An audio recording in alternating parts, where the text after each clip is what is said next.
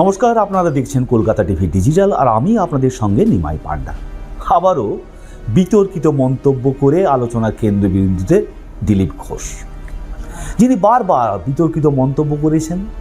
দল থেকে তার বক্তব্যের আশ টানার জন্য বলা হয়েছে, তবে তিনি যে কোনোভাবেই বদলাননি সেটা কিন্তু আবার প্রমাণ করলেন।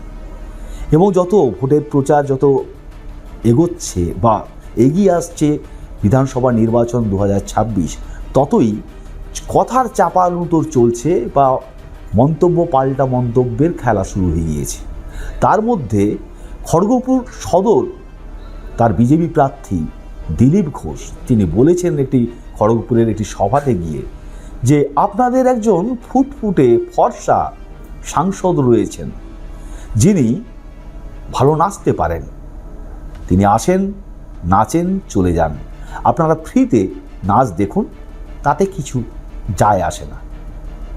অবশ্য জুন মালিয়া, যিনি মেদিনীপুরের তৃণমূল কংগ্রেসের সাংসদ, তিনি এ কথা শুনে মেজাজ হারাননি।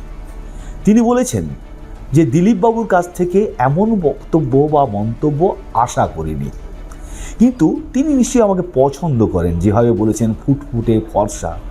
কিন্তু বললেন নাচের কথা। হ্যাঁ, মনোনয়নের সময়ে গিয়ে যদি কর্মীদের সঙ্গে তাদেরকে যে নাচ দেখান বা তাদের সঙ্গে নাচেন, তাতে এমন কি ক্ষতি হয়েছে? বরং দিলীপবাবুর জানা উচিত যে নাচার ব্যাপারে হিমন্ত বিশ্ব শর্মা, আসামের মুখ্যমন্ত্রী, তিনি তার থেকেও বেশি পটু। এবং তিনি যেভাবে দিন কয়েক আগে মঞ্চে নেচেছেন তা দিলীপবাবুকে স্মরণ করে দিয়েছেন জুন মালিয়া।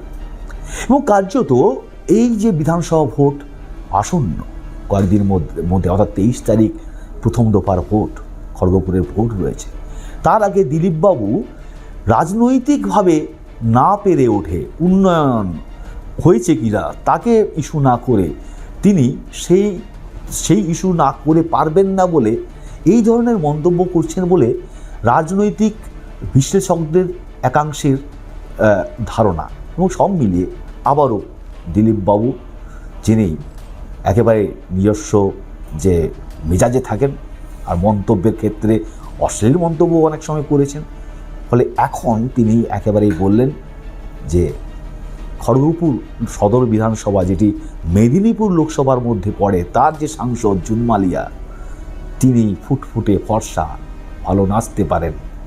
আর জুন মালিয়ার পাল্টা মন্তব্য, দিলীপদার কাছ থেকে এমন কথা আশা করিনি, এমন মন্তব্য আশা করিনি।